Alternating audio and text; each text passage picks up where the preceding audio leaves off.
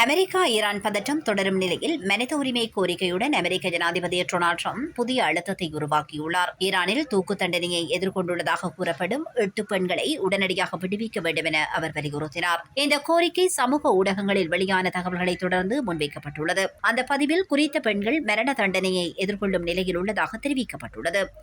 இதனை தனது truth social தளத்தில் பகிர்ந்த ட்ரம்ப், என்னுடைய பிரதிநிதிகளுடன் விரைவில் பேச்சுவார்த்தையில் ஈடுபட உள்ள ஈரானின் தலைவர்களே, இந்த பெண்களை விடுவியுங்கள், நான் உங்களை பெரிதும் பாராட்டுவேன். நீங்கள் விடுவித்த பின்னர் அந்த உண்மையை அவர்கள் மதிப்பார்கள் என நான் உறுதியாக கூறுகின்றேன். தயவு செய்து அவர்களுக்கு எந்த தீங்கும் ஏற்படுத்த வேண்டாம். அது நம்முடைய பேச்சுவார்த்தைக்கு மிகப்பெரிய தொடக்கமாக அமையும்.